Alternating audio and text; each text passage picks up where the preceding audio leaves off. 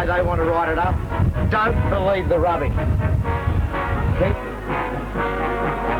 When the Saints come marching in, when the Saints come marching in, oh, I want to be in the number when the Saints come marching in.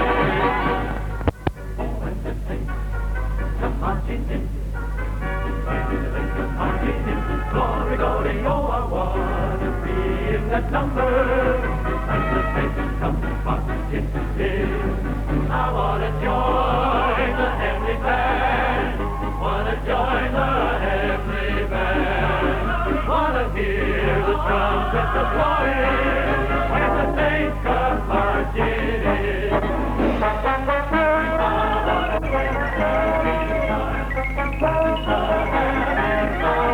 the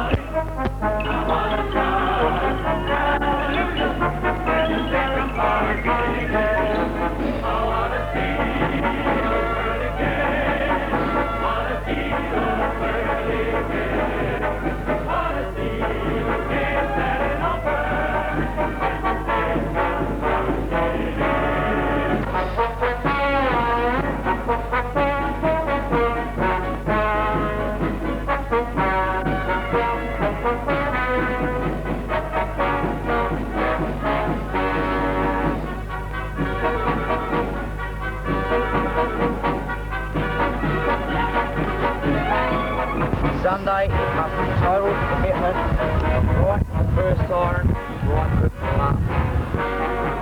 Oh, when the saints come marching in, when the saints come marching in, oh, I want to be in the number when the saints come. Is reported to be on the outlist, but then again there's a lot of rumours going around on grand final day. I also heard that Darren O'Brien had to go home from work on Friday with the flu. Whether he's got it or not I don't know, but certainly there are a lot of rumours going around. This is the way I believe Collie will line up: Chad McElroy, Gerard Graham and Greg O'Brien, David Hollins, Neil Jackson and Neil McDonald. The centre line of Alan Michael, who started on the interchange bench last week. I believe a little bit of a disciplinary action there, but certainly Mick is very tough in the discipline department, and he'll have him right up to the middle today.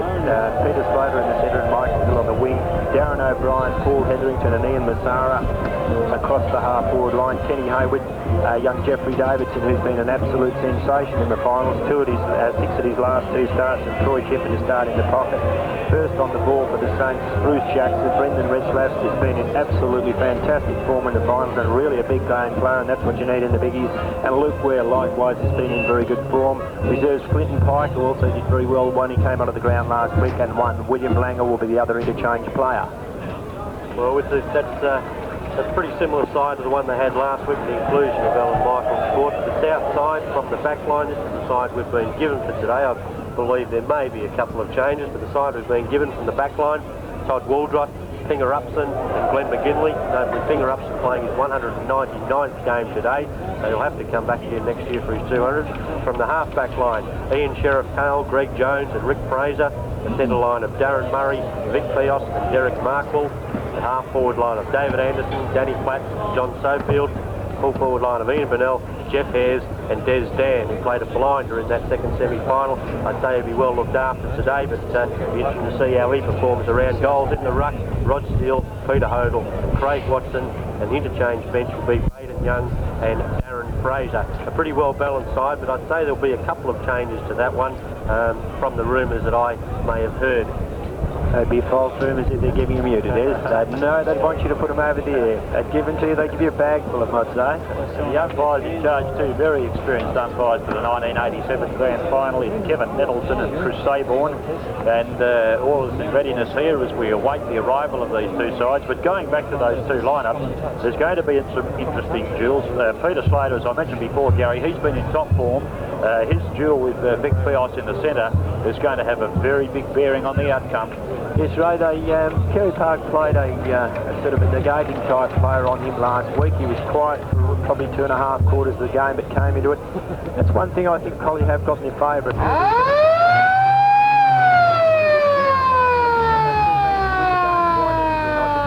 a good sign if you've got improvement there, and I think they really have got a little bit of improvement up their sleeve, but there'll probably be a lot of those negating tactics. I know Collie used the young fellow in Troy Shepherd in a tagging role when they played Bunbury, and he certainly picked up the bit there. The next week he moved into a forward pocket against Kerry Park and did the job in fine style, so I think there'll be a little bit of that type of thing going on all over the ground. It's to be expected, but I think the basic thing we've got here is two fine young sides. I think everyone's saying the youth of South Bunbury, but Collie, don't forget, are a very young side. They've got a lot of very fine young players in there, and it really is a test of young talent here today, and I really think it's going to be a game that will really go right through into well into the last quarter until one side makes those couple of bad blues when you get a little bit tired. But I think we also ought to take a little bit of a time out here to discuss the two guys that will be pulling the strings today, Michael Murray and Peter Hoddle. You know, sort of Hoddle came here last year, took over a side that had gone through into undefeated and lost basically half his side.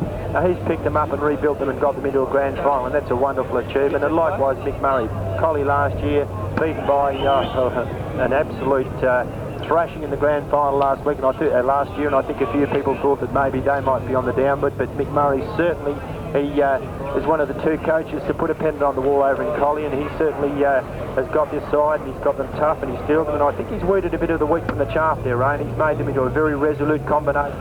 Peter Old now playing up in Perth with Swan Districts, but he's done a very, very good job with the youngsters of South this year, and they've got a marvellous tradition in that club, and no doubt this will be something that Peter Hoddle will be calling on his youngsters this afternoon to perform for the clubbers. Likewise with Collie, they've been in their last three, well, this will be their third grand final in a row, and they'll be looking, this will probably be their best opportunity to notch a Southwest pennant and take it back to the Collie Football Club, and no doubt the 20 that will be representing the club this afternoon will be striving 100% just to do that. Having a look at these other duels, two very, we've talked about youth in both camps, Des, but the duel between two experienced players in the form of Neil Jackson and Danny Platt. Now that's going to be a clinker, isn't it? It is, right across that one, and also the one that Jerry Graham and Jeff Pierce. But Neil Jackson, he's been in tremendous form so far this year, whereas Danny Platt had a bit of a lull. He's going to have to start off right on the right foot. Whether he's going to line up in that position is going to be something which we're going to have to watch for. I've got my doubts about that. If they do line up on each other, that will be one of the clashes of the day. Yes, well, another one too is the one between Jeff Davidson and Peter Upson. Now, Peter Upson has been used, we've got him down as full back, but he has been used at centre half forward. What he kicked about a 70-metre goal here the last time we saw him play. We were making mention of the fact with that breeze earlier on, Des, that we could possibly see Pingus notch one from about 90 metres out this afternoon. It'd be possible with that breeze, wouldn't it? Yeah, I've got Jeff Davidson's a very strong player, so that's why there may be a more physical or someone with the basic skills required the need to punch the ball. So there's those basic skills which can be used either in Peter Upson, Reem Jones, Todd Waldrod to defeat the marking strengths of Jeff Davidson. He's going to be their focus point. I've got also Jeff Davidson might start off at centre half forward. Yes, I wouldn't be surprised to see that happen, and Kenny Haywood has been lining him up in a pocket to see Davidson out of that half forward. We've already got Collie out on the ground, and by the sounds of the cheers, that South Bunbury come out as a group, just about to break into the banner, as they've done on many occasions, of course, playing in something like they've been their 14th to 15th grand final. They're going for grand final win number 11, I believe, in the Southwest National Footy League competition.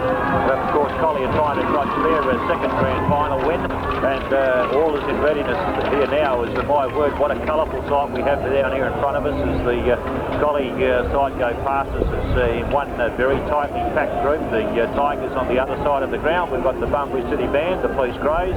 We've got everything that you could hope for, and having a look around this oval, it is a very, very packed house at the moment, and I suggest that if you're still at home listening to this, and if you can get down there, There's a bit of humour, eh? There's a sheep running around the ground with a red and white jumper on. I don't know what his name is or what farm he's come off, but he's certainly a long way from the 40 yards. I tell you what, the way that the rural sector is at the moment, he probably get a bit more grass on Handover than he would anywhere else.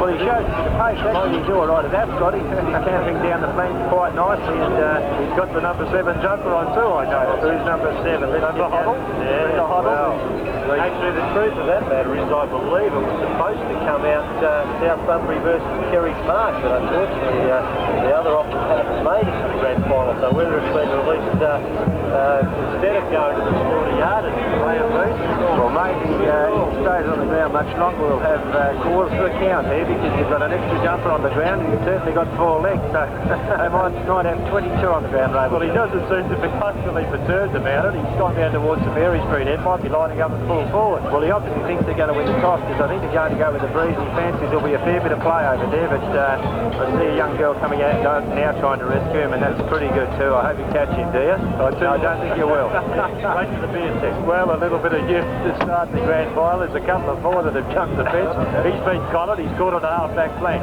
Holding the ball, Ray. Definitely holding. I don't know, was it you?